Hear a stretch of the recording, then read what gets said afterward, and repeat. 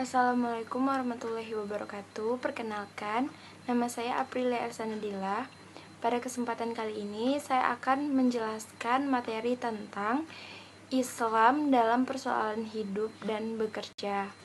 Di setiap manusia memerlukan harta untuk memenuhi kebutuhan hidupnya. Salah satunya, melalui bekerja, manusia akan berusaha memperoleh harta dan kekayaan. Karena tanpa berusaha, manusia tidak akan mendapatkan apa-apa.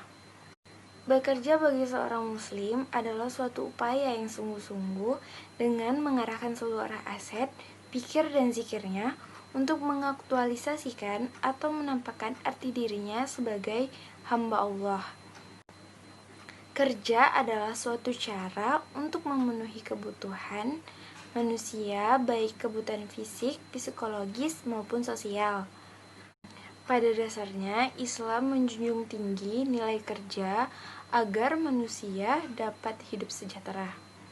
Namun, kesejahteraan tidak mungkin tercapai tanpa adanya keadilan dan kebebasan individu, dibatasi oleh kebebasan individu yang lainnya. Ada beberapa jenis pekerjaan yang diperboleh dalam Islam. Yang pertama, menjadi buruh, karyawan, dan pegawai. Yang kedua, pertanian, peternakan, dan perikanan. Yang ketiga, perdagangan.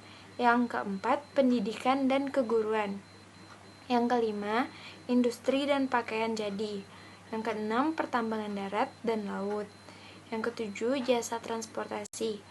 Yang kedelapan, pengobatan. Dan yang kesembilan, konstruksi dan pertukangan. Semua profesi yang halal adalah profesi yang tidak dilarang Islam.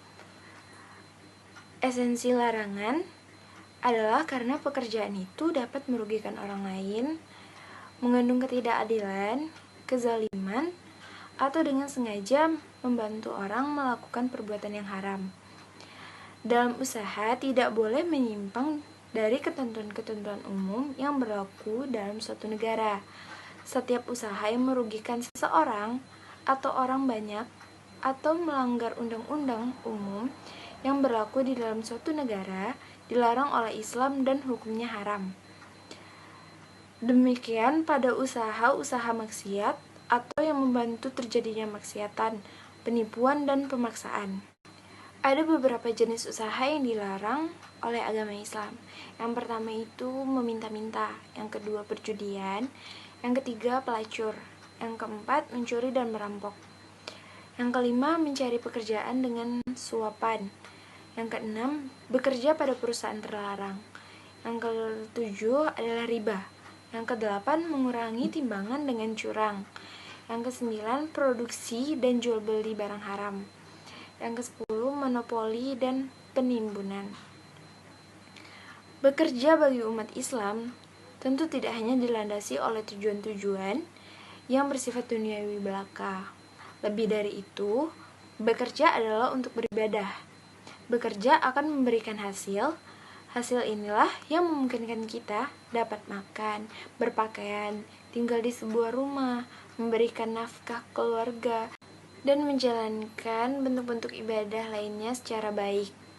Adapun peranan pekerja dalam kehidupan yaitu memenuhi kebutuhan hidup baik primer ataupun sekunder, memajukan kesejahteraan umum, dan memajukan produktivitas masyarakat dalam memerangi kemiskinan dan kemajuan pembangunan.